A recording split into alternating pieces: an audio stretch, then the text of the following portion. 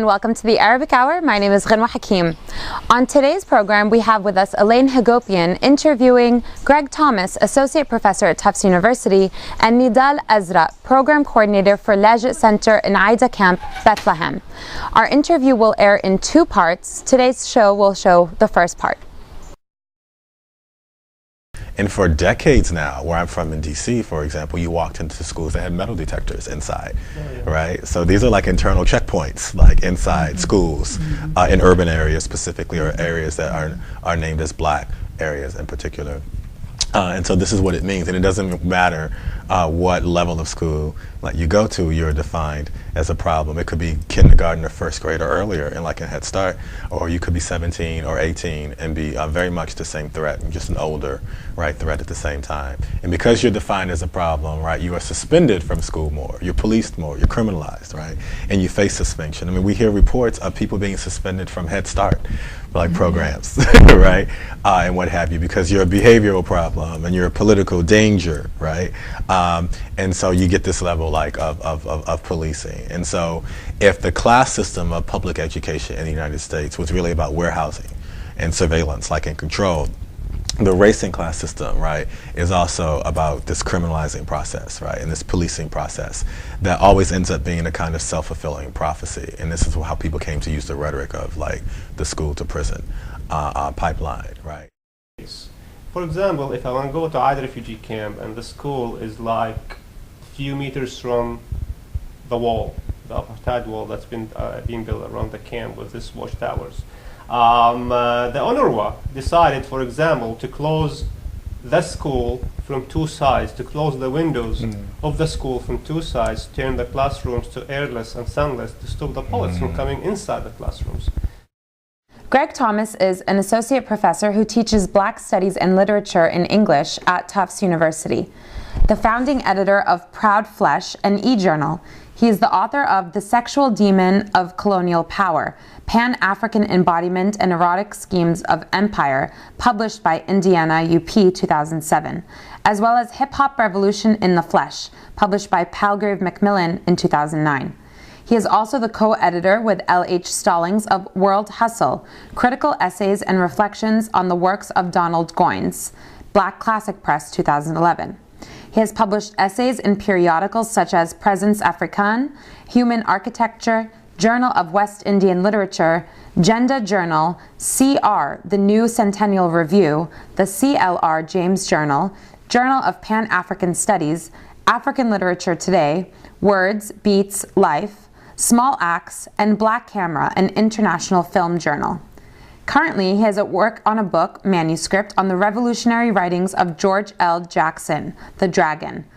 As an outgrowth of that project, he curated the George Jackson in the Sun of Palestine exhibit in 2015 for the Abu Jihad Museum for Political Prisoner Affairs at the Abu Dis campus of Al-Quds University.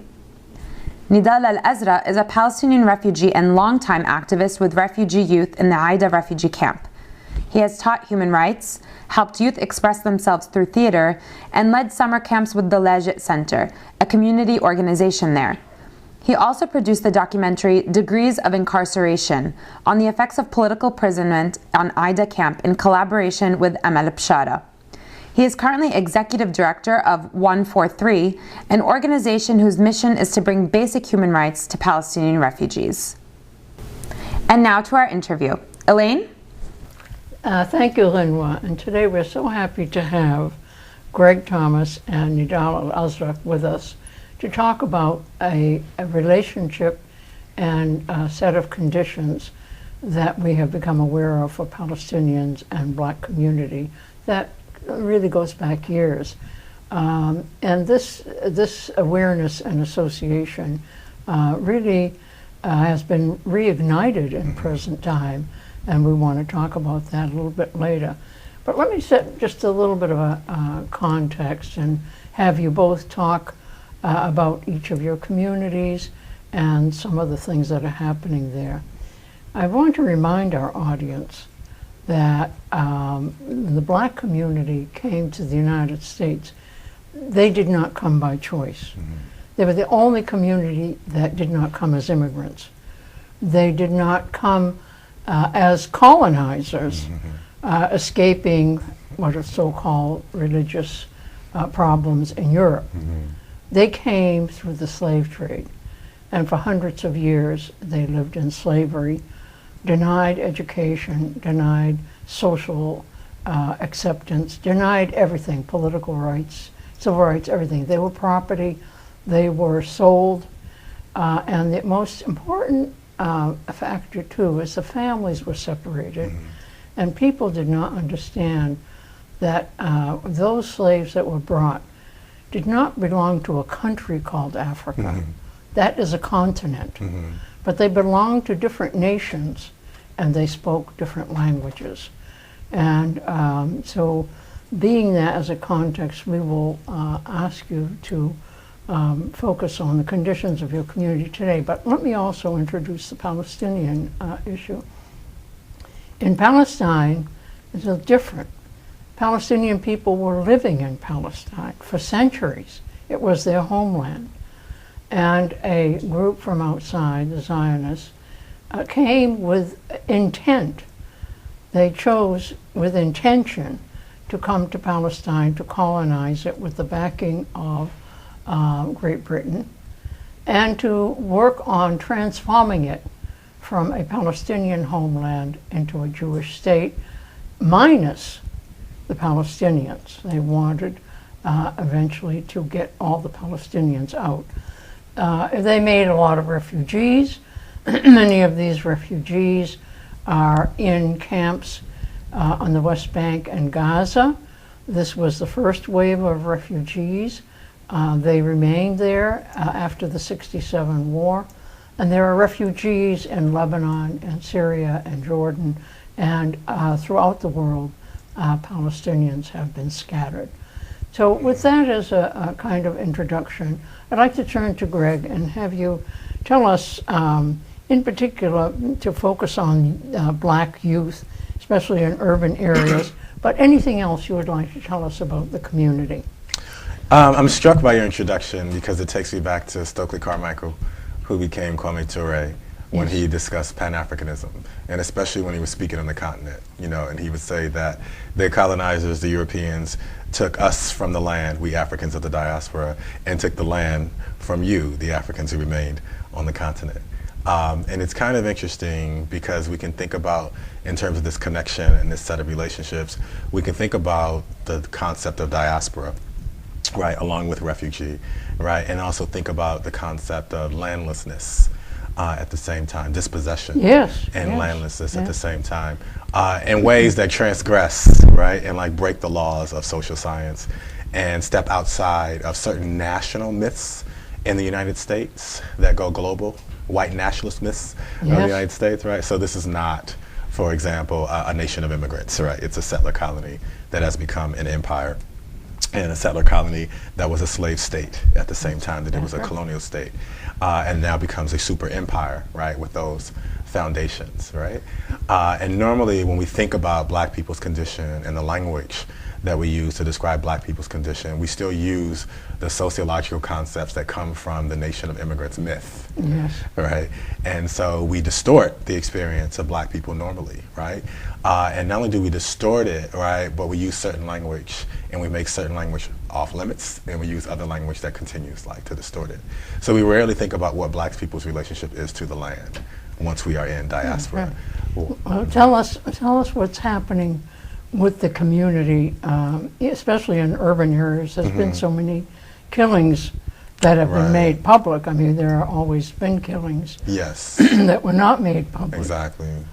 Well, for example, like I just left the San Francisco Bay Area recently, right, where there's Berkeley, there's Oakland, there's San Francisco, and what have you. And you have like a combination of things that the community is trying to address, typically all across the country, of course, right? And on the one hand, it's like the rampant everyday nature of police murder, like state murder, which is always, you know, basically without any sort of punishment. And then on the other hand, you have the other kind of violence, the colonial violence, that comes from dispossession and the absence of self-determination and landlessness and disconnection and what have you. And that's the internalized violence and the internecine violence. And there are like actions going on right now as we speak where you have community activists who are speaking to the community and saying that all of this violence is state violence, right? Whether it's the violence that comes from the gun of a cop, right, or the violence of the colonial order that has been internalized, right, by the community and leads to intracommunal like violence at the same time. But this is all like state violence, and it all goes Greg, this of course is a very important framework to understand this. Can you give us some particular examples in education, how the mind is colonized? Yes. And in what ways the community is deprived Yes. of real access to real education and employment and so forth. We know that blacks have the highest imprisonment rate and that they have the highest unemployment rate. And so if you could address some of those issues, especially what's happening to urban youth. Sure. So, for example, since I was young, when I was urban youth, like officially, and I was in school, and I read my sociology books, right, I would see statistics, even way back then, that we still see today, for example, right, that I have a PhD at this particular point. You know, I educate other students, right, but at the same time, I learned back then statistics which are still true today, which is that if I get a PhD, my earning power in the U.S. capitalist system is still that of someone who is like white and male and could have or could not have graduated high school, like alone. So even when you don't challenge the nature or the content of education in the U.S., right, the status that it brings you is differentiated according to who you are, right? So that's one thing. And then we can talk about the content and then remember someone like the great Carter G. Woodson, right, who wrote this incredibly important book and gave us this incredibly important concept of miseducation in the book, The Miseducation of the Negro. Yes. And he connected all of the physical and material violence that we witness, right, to what happens with the miseducational system. He refused to ever just use the word education because he basically said, we don't know education. This is not something we've ever had, any of us, right? What we know is miseducation. Tell the audience a little bit about what he says in that book. So one of the most favorite, this is an amazing text that people should read. Some of us now know the concept, but we don't read the book, right? And he talked about, for example, the two-party system in the United States. And he says that anybody who relies upon that over and over again, decade after decade, clearly is not interested in liberation, for example. But he also connected, for example, lynching, you know, to the system of miseducation that we know, right, in the U.S., right? That how we train the mind, right, is exactly what leads to the actions of the body. And he talked about it in terms of internalized racism as well. He said that if you want a man to enter through the back door, right, instead of the front door of a building, you don't have to tell him to do so. You can just educate him, right, to do so, and it will become like automatic, right? And so it trains our instincts, our nervous system, right, and to support, you know, the political and the economic order that exists, right? And so this is Carter G. Woodson, who gives us Negro History Week, who gives us really the study of black history that will go on to be Black History Month before it is totally gutted and commodified in a very empty way as we know it, you know, today. But that's Carter G. Woodson talking about, you know, miseducation. And so for me, I've only been interested in pursuing a political career in the field of education in order to combat, right, miseducation as opposed to upholding, you know, the educational system that he was studying, as it turns out. And so what happens like in a classroom when black youth like walk into a classroom? Like what are we learning like about ourselves? Absolutely nothing like about ourselves. We're learning the myths, the white nationalists and the settler myths of the slave state, right, that is the United States like of America. And what does that lead to? What kind of alienation does that lead to? What kind of hopelessness does that lead to? What kind of distortion does it lead to? Well, tell us what is the dropout rate? The dropout rate like is just increasingly outrageous, right? And you know the percentage I can't like calculate at this particular point as it continues to change, but it's amazing that it continues to increase, and that also that those who drop out are stigmatized like for doing so. There's a certain level of resistance there, right, because of the miseducational system, where people are rejecting the version of history and the version of themselves that people are presenting to them, like in the classroom. But they're also rejecting the material purpose of the schooling system, which is to house them, right, in a kind of pre-prison. It's a surveillance system, you know, it's a carceral system that houses them before they go to prison, but also tracks them, you know, to prison at the same time. That is already subjecting them to policing and surveillance, you know, in the school. You have many schools like across the U.S. that have sheriffs, you know, and deputy sheriffs, for example, like parked outside the school or with an office like inside of the school. So it's actually like a criminalizing warehouse, you know, at the same time. And if we study the history of the system of public education in the U.S., we understand that that's what its class function was, you know, to begin with, to know Yes. where you are, Yes. right, and who you are, and then to like weed out who goes further and who doesn't. Well, you know, I want to come back, excuse me, to some of the young people, and I'm going to turn to Nidal now, but when we come back to you could take us through a kind of typical day for a young Yes. male or female in some place like Chicago or Boston, so that we get a feel for the lives of these people. But let me turn to Nidal now.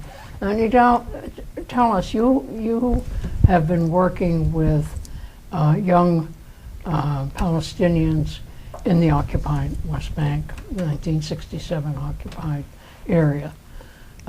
Tell us what your experience has been. What is happening with these young people, and do they have any hope at all for their own development?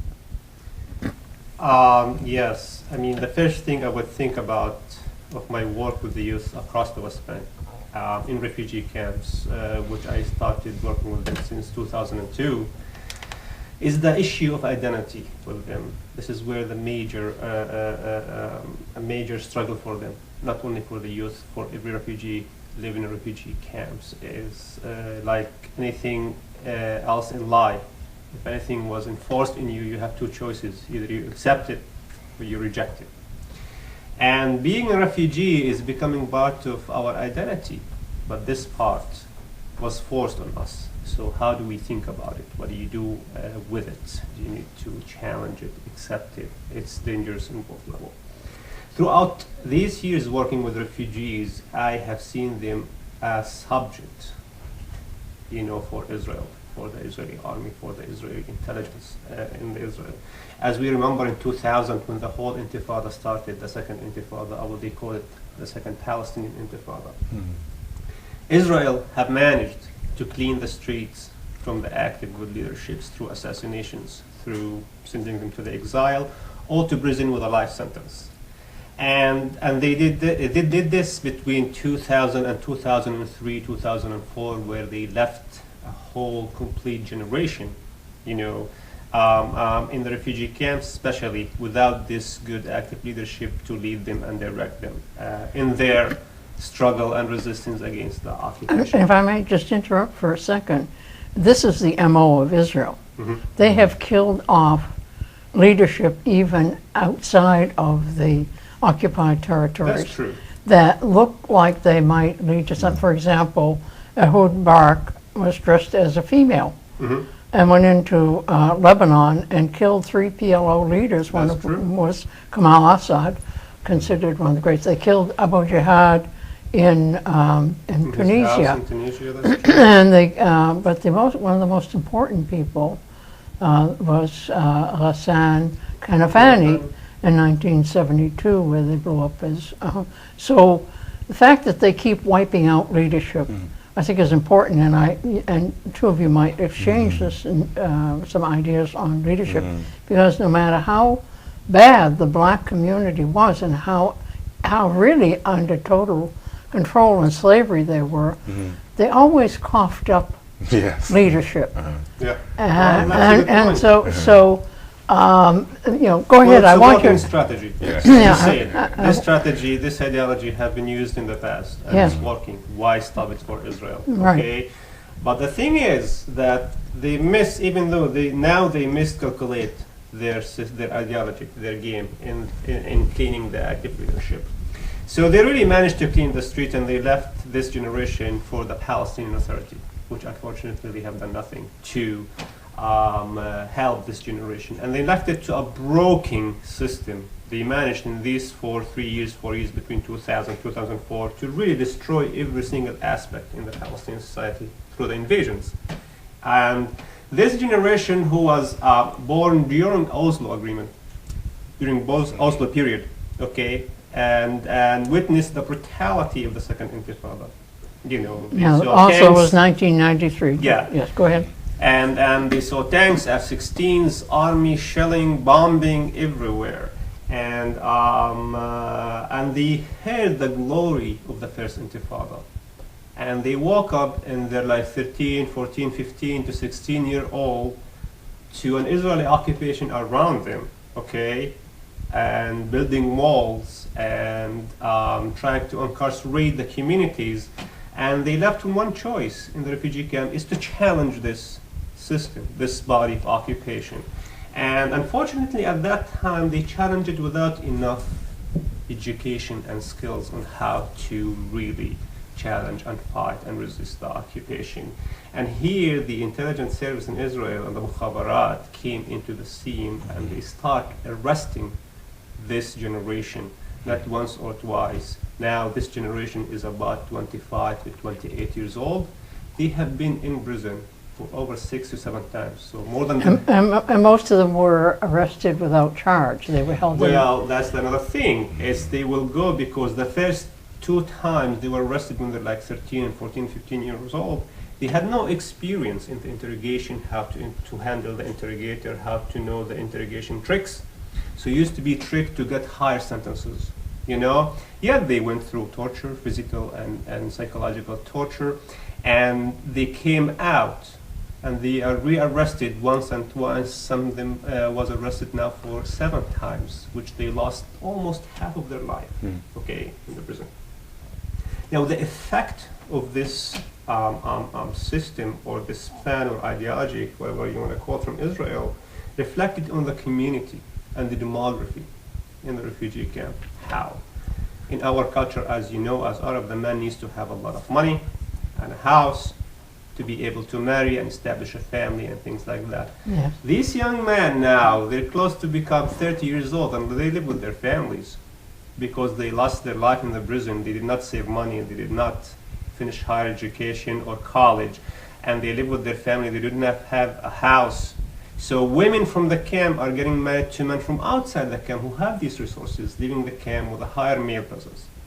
Now what Israel and the Palestinian Authority, I'm not taking the Palestinian Authority out of this equation, you know, they carry the responsibility, and the United Nations. Yes. Of course, it's a refugee camp, so United Nations, it's another body to blame for this mess. But these 3 bodies really forget that you're arresting these kids, young men, to the prison and sending them to the same exact location, to a refugee camp which has no resources, no opportunities, no hope, no nothing. What do you expect from them? Do you expect from them just to be quiet and to accept? Even if they accept the living conditions in the camp, it's pretty tough. They need to reject it. They need to rebel against it. And the only thing they see again in front of them is the occupation, you know? So, however, this generation have built and developed some kind of a unique skills. Now, they're very well known, educated about how to really go to the prison and survive the interrogation, survive the 3 months to 3 years to 6 years prison. Coming out. They've been teaching each other how to deal with this. Come out from prison really to re-strategize because they have no other choice to re-strategize how to work against the Israeli occupation. They are becoming leaders in their communities. Leaders in their communities because they have this political status to allow them to become leaders in their communities. So this reflected onto the Israeli occupation, you know, and the Palestinian authorities. Now, this generation is really, if you look at the refugee camps, is fighting both the occupation and the Palestinian authorities. And this is the thing that the Palestinian Authority is really troubling with. If you follow the news in the West, Yes. only 3 weeks. From every single major refugee camps, clashes between the refugees and the Palestinian authorities. because now you have been incarcerating, pushing, oppressing this community, and this community is rebelling. The Palestinian Authority, of course, is bound to work with the Israeli security forces, well, and they take care of these kinds of things too. That's bring us. And to they the also point. do not want to be challenged for their authority. Well, because they are being challenged right now, is knowing Israel as a Palestinian society. I'm sure now Israel is going to come into the scene and create something to distract the Palestinians from confronting the Palestinian Authority, because the Palestinian Authority over all of the projects needs to be protected. Yes, because By not only Israel, by the West and the Arab world. You know, because it's a make-believe government. Of course, you know. So when I think about youth in refugee camps, yes, we've lost a lot. I mean, I worked with youth for a long time. I've lost a lot of them. Some were killed, some were badly injured, some were badly tortured in the prison and left and still struggling with a lot of torture and psychological problems. But many have managed to hold themselves and keep fighting the occupations. And this is what pisses off what angers Israel and the Palestinian Authority. It's like we have been trying to break down this generation for over 10 years or something like that. This and they haven't succeeded. And they have not succeeded. I'm not saying life is easy and the challenge is small for this generation, but they have managed to break this working system, you know, where you need to clean the good active leadership and have the next generation lost. The next generation somehow, with some help from the community and from some organizations, have managed to pull back this generation to fight to take the leadership back. Even if they can hold their own, so that they can build for the future and strategize better, that's a miracle. I want to come back to you, and I want you to comment on the difference between the youth in the camps that are refugees from �48 and the youth outside of the camps. So we'll come back in a minute, but I'd like to turn to Greg. Yes. And you can also exchange ideas with each other if you like. But tell us a typical day of a young person in a urban area like Chicago or Boston or New York or or DC where I'm from, right? Yeah. DC, yes. Yeah. So I thought about it in terms of the school, right? And you mentioned Du Bois to me earlier. And one of the lines often quoted from Du Bois is, how does it feel to be a problem? Like, how does it feel to be a problem? And I'm interested in how we might think about that question, not for academic intellectuals, but for black school children, right? Because they're posed as a problem and a danger by the school system that we name or misname an educational system, right? And so, like, when you walk into school, like we walk into schools that are policing zones, that may have a sheriff's car on the perimeter, that may have like police officers inside, or at the very least we'll have school administrators who have a hotline to police departments, and may even have militarized vehicles like police departments. Yes. For example, we learned like, in the many wake of them are Ferguson. trained in Israel. Exactly, right? But we learned the connection with schools, not just police departments, in terms of that militarization, like in the wake of Ferguson. And so, like, as a black child walks to school, they walk into this kind of zone. And for decades now, where I'm from in DC, for example, you walked into schools that had metal detectors inside, right? So these are like internal checkpoints, like inside schools, in urban areas specifically, or areas that are named as black areas in particular.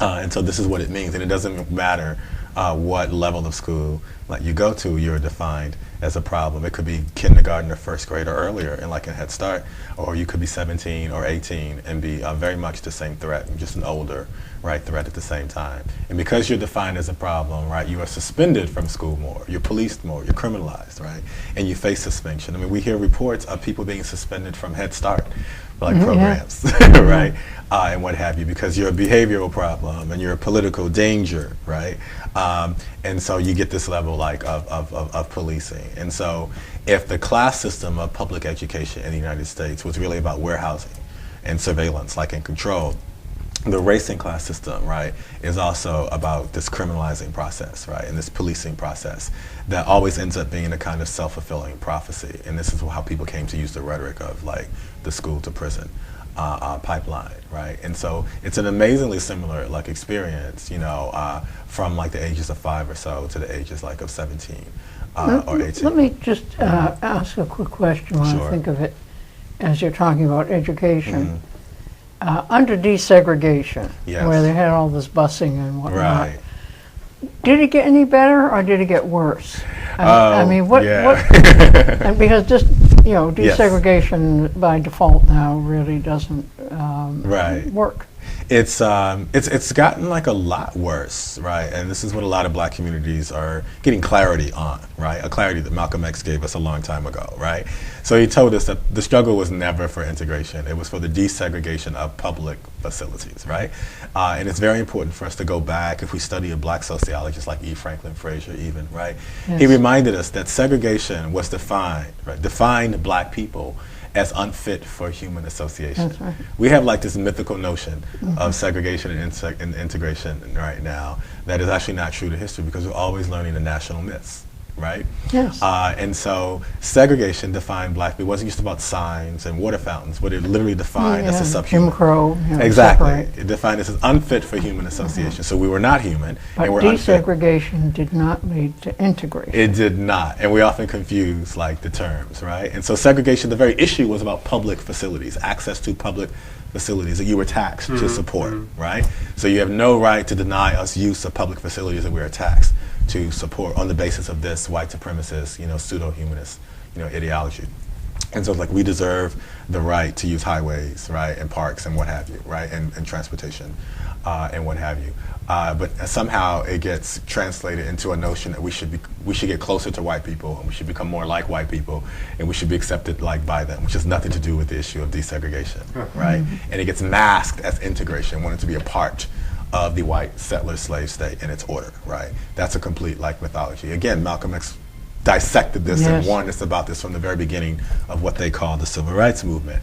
But the dominant mythology, right, overwhelms the discussion, right? So what happens is we lose clarity on the issue. We think of desegregation as integration, right? And then we think it happens, and it doesn't, right? All of the statistics that we've looked at for the last 10, 20 years show that actual segregation is worse today than it was during the battle against, the initial battle against it. When we look at it in economic terms and spatial and residential terms, everything like is much worse. In addition to that, what did we lose? We lost almost all of the institutions that we had of self-determination, right? Even under the system of the state, like of white supremacy. So with the myth of desegregation as integration, we get resegregation, right? At the same time that we lose the black schools, right, that we had, many of the black institutions like that we had. We either lose them altogether or we lose them in great percentages. And what In have you. essence, desegregation disarmed Yes. the framework of institutions that blacks Absolutely. had to survive. Absolutely. And And placed us even further at the mercy of white supremacist institutions, ones that are openly or covertly white supremacist. they've lost this foundation. And it was interesting, if you look at black history, which you do better than I do, you can see that there was at each stage, no matter how miserable, not only leadership, but extraordinary leadership, and the development of places like Fisk and Howard and Spelman and so forth. I mean, these were amazing developments. But today, it's almost like they have been not destroyed so much as they have been modified, and standards have actually not met what they used to in the past. Absolutely. And I think this is part of the general technique of counterinsurgency wherever there is oppression and repression, you know, and it connects to what Nidal was saying earlier. I want to say one thing and then come back to this. And because I'm making the point that black people are posed as problems for the entire society and certainly for the school system, which is how it's militarized, and that it goes from pre-kindergarten, right, all the way up to the last years, right, of secondary public schooling, for example. We could even talk about the way that there's an analogy even in private schools. But nonetheless, to make that point, I can even remember when I would go visit my sister, like in school, when I was in college, when I was in graduate school, and what would happen when I walked through the halls. Now, I'm an adult, You know, I have advanced degrees, right, in U.S. capitalist society, right, and what have you. But when I walked through those halls, no matter how old I was, no matter what my station was in life, I was still just another black child to be policed. And I would magnetize repression in the halls, right? And they would immediately come to my body and begin to police it, thinking that they had the right to. And it didn't matter, I could even say that I'm not a student here. Right? You have no business talking to me whatsoever. But they would say, oh, well, you need to take your hat off, in the halls. What are you doing here? Yeah. Right? Produce your ID, and what have you, right? And even as I'm talking to you now, about it, it brings to mind, all these checkpoint experiences, that I've had, in Palestine, the same time. I'm visiting my sister as an adult, a graduate student, in a high school, and I'm still getting what everyone gets, there, just when I'm in college spaces or university spaces in the U.S., right? I'm senior faculty, but at the same time, I know what black undergraduates experience because I get and magnetize the same negative behavior. It's interesting that you point this out, which is very accurate, because I was speaking to someone who is a very sympathetic person and very compassionate. And I said, racism is so deeply embedded in this society that we haven't overcome it at all. And this loose killing of black young is an indication. And she said, well, the millennials are different. They're very accepting. I said, no. I can go back to the 60s and everybody thought we were going to have, the dawning of Aquarius. Yes. And we didn't get it. But there is a feeling among people that somehow you see black professors like yourself in positions, and you see black professionals, and you see them on TV. Of course, they're always a certain color. Yes. And they're also a certain look to them, and so forth. And that we've made it. It is this disbelief that was created by desegregation. Yes. And it's normally very middle class focused, right? The other thing I will never forget is, so technically, and I'm born and raised in DC, right, which was known as Chocolate City, right, before gentrification. It was a predominantly black city. You have the image of the White House, right, and then you have the reality of a black city, right, that is the ghetto. Which is one of the first things I say to people when I travel internationally. It's I come from Washington, D.C., but it is historically a black city. But when we moved, right, and I got to know this colony's school system well because my mother moved me a lot. I went to 3 different high schools and multiple middle schools, right, and what have you. And it was very easy to see that this was a tracking system, right, because I had to struggle to stay on track. Because if you didn't have a history of being tracked in a local school, you would fall out into the abyss, right? And you would have a programmed non-future, right, as far as they were concerned.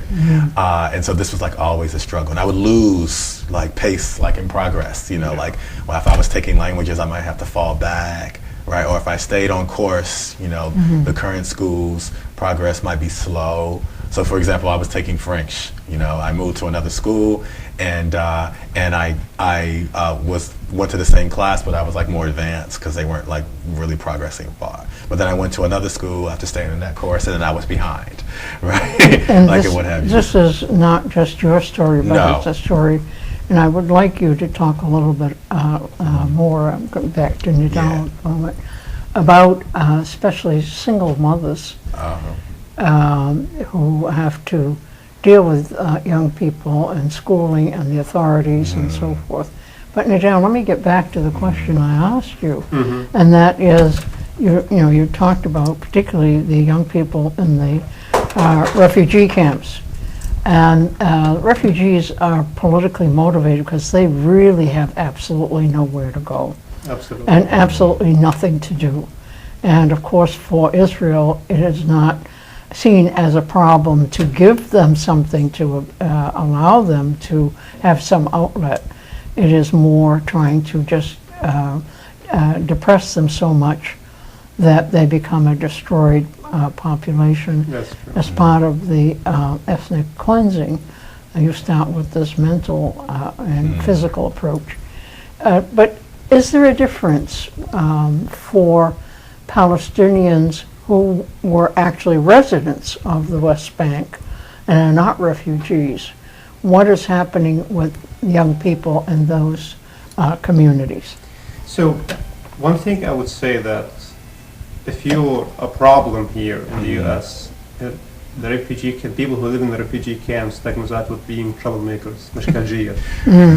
Okay, and why do they get this reputation, مشكلجية, troublemakers? It's just exactly because you said in any confrontation with the occupation, you will see the refugee camp, and the refugees are in the first line confronting the occupation. And this has been a question and discussion in the Palestinian society. I mean, in every single event or confrontations with the occupation, refugees will start these confrontations. However, sometimes refugees will take these confrontations outside the refugee camp to the city. And this is here where you discomfort a lot of communities. And you know, for example, during the Gaza war 2 years ago, I was there, me and Amal and my daughter, and most of the clashes used to start like in the refugee camp and go outside on the main road to be carried against the to confront the Israeli occupations. And this was Bethlehem City. And there was like a huge calls from business owners, from the municipalities to beg the refugees, keep your troubles to yourself, keep your troubles in the refugee camps. And the refugees will be pissed off because this is not a trouble, this is an occupation, because you guys reached to the point where you forgot that there's an occupation around you and you need to resist it. So they look at them as troublemakers, Now you have refugees, of course, outside the refugee camp, you know, but these refugees outside the refugee camp, they live in the cities and they live in the villages and they live everywhere. Refugees are everywhere, you know, either inside Palestine or outside Palestine. The refugees who live in the city from the first grade, they didn't go to the UNRWA school. They go to schools inside the city. United Nations, the United Nations schools. After they finish, you know, the kindergarten and till third grades or till mid school, they go to government school within these cities. So the type of interaction, the daily interaction, the type of conversation, the type of life they live, it's not comfortable life, it's hard life as well. But it's much different than the life that the refugee kids who goes to the UNRWA school face. For example, if I want to go to either refugee camp and the school is like a few meters from the wall, the apartheid wall that's been being built around the camp with these watchtowers, the UNRWA decided, for example, to close the school from two sides, to close the windows of the school from two sides, turn the classrooms to airless and sunless to stop the bullets from coming inside the classrooms. So this is the difference between the refugees who lives in the refugee camp and the refugees who lives in the city. Now the question is, how the refugees who live in the refugee camps see the refugees from outside. It is amazing to know, Ilian, that there's communication but outside of the refugee camps. Many Palestinians who live in the city, they don't come to the refugee camp. No. They don't come to the refugee camp. Many of them, they didn't know how the refugee camp looked like from the side. Because as we diagnosed, these are the troublemakers. They will confront the occupation. They will get arrested. So That's it. You will if you live in refugee camps, you know for a fact you will be arrested, shot, injured, or killed. Okay. So families from outside the camp, they will tell sometimes their kids, no, this is the place where you really need to be careful around and things like that. But there is a strong relationship, however. There is a strong relationship outside of this refugee camp between these two refugee groups, you know, who live in the city and the refugee camp. So less so than with residents in villages that were never refugees. Well, that's a different point. For example, if you go to the villages now in the West Bank, we have two types of resistance. We have the non-violent resistance and still heavily the armed resistance or the confrontations with the occupation in the refugee camp. So if you compare these two, resistance, unfortunately, I mean, yes, everybody sees themselves based on where they live to confront the occupations. The refugees who live in the refugee camp, when they held demonstrations, they use every single tool to resist the occupation. Now the villagers, they're stigmatized with the non-violence resistance. When they held these weekly demonstrations against the wall, they hold these weekly protests. And some of them, they have managed to do success, but unfortunately, because attracted all this media around them, the Palestinian Authority stepped in and stood in the first line to take this attention. But these people who do these villages, and they're not, a whole lot of them, but they are joined by internationals and some Israelis. And some Israelis, which it's impossible to have an Israeli who's sympathetic with Palestinians or whatever you call it, or internationals to come in and protest in a refugee camp. Of course, but outside in the villages, they have them.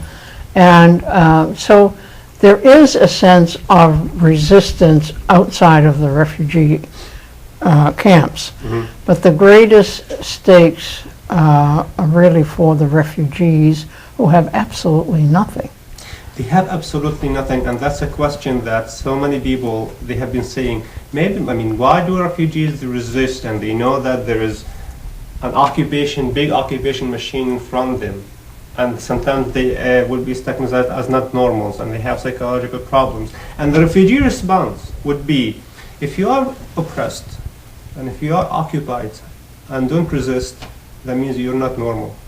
It is very normal as a human being, if you are being oppressed, to resist, okay? It's very normal. And everybody, especially the international community also has a hand into it, because much of the donations and the funds that comes to the Palestinian organizations, it will be politicized and conditions and strict, and it has to be, done based on what the donor wants you to do. And the first thing they will ask you is you need to sign a document that, for example, all political Palestinian movements are terrorists. You need to condemn the martyrdom. You need to condemn this and that. When they come to a refugee camp, they cannot do that. They cannot ask these questions. You mentioned the point that there is no choice for refugees except to resist. And that's true, because they live in a refugee camp. Every single morning, we wake up and we see the United Nations sign to remind you that you still live in refugee camps. Palestinians don't own anything in the refugee camp. They don't own the land. The land was rented by the residents of the city in 1951, for 99 years by the United Nations. And this is another reminder. If you go to the UNRWA school, it's another reminder. Even the sanitation employees, they wear the United Nations vests. It's another reminder that you are a refugee. This place, even though you are a refugee in Palestine, the camp is part of Palestine. Yes. You're a refugee in your homeland. This by itself is a troubling thing to process. All these elements puts the refugees who live in refugee camps in the position to resist.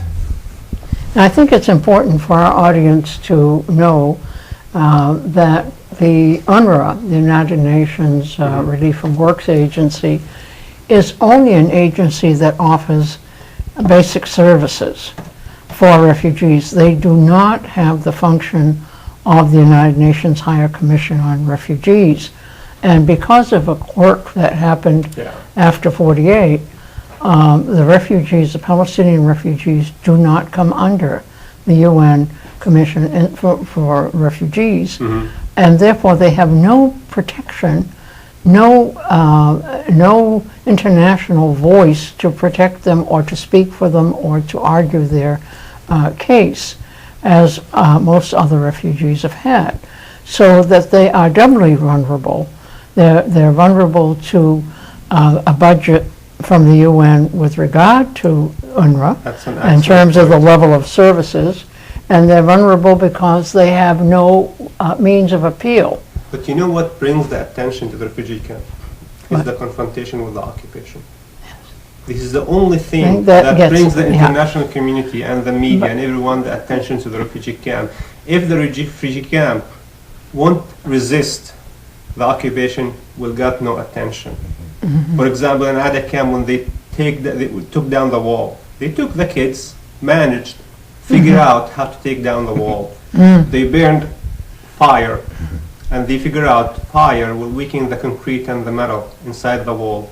And they kept burning tires and tires next to the fire and opening water on the wall until they tear down part of the wall. Part of the wall. Yes, it costed them a lot by the Israeli army, but every single media institution all of a sudden showed up, including the Israeli media, showed up in Aida refugee camp, which was whoa. And the second time, just to be accurate, Aida camp was in the scene when the Pope visited Aida camp. So you really, if you want to exist, you're really in a refugee camp, and you need to resist. You need to keep resisting, not only for that to get recognitions, it's because also the living conditions. Sometimes you not only resist against the occupation, Elaine, your living conditions is pretty tough.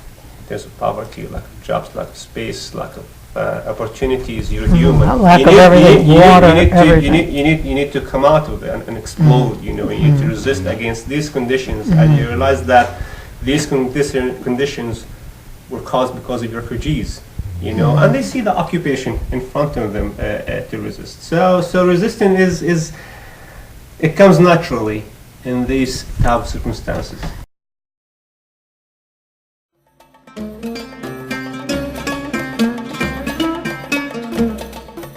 You are watching The Arabic Hour, a program of news, views, culture, cuisine, and the Arab American experience. To view today's program or any previous programs, log on to our website at www.arabichour.org. That's all the time that we have for today. Thank you so much for joining us. Don't forget to tune in next week for part 2 of our interviews with Greg Thomas and Nidal Azraq. On behalf of all of the volunteer staff here at the Arabic Hour, this is Ghanwa Hakim wishing you a pleasant week. The Arabic Hour has been brought to you in part by the William G. Abdullah Memorial Library, a resource center for information and education on the Arab American experience. The American Arabic Benevolent Association, ABA, an umbrella association for community endeavors. The Nicholas G. Barham Veterans Association and Ladies Auxiliary, providing veteran services, scholarships with community pride. And by our members as well as contributions from viewers like you.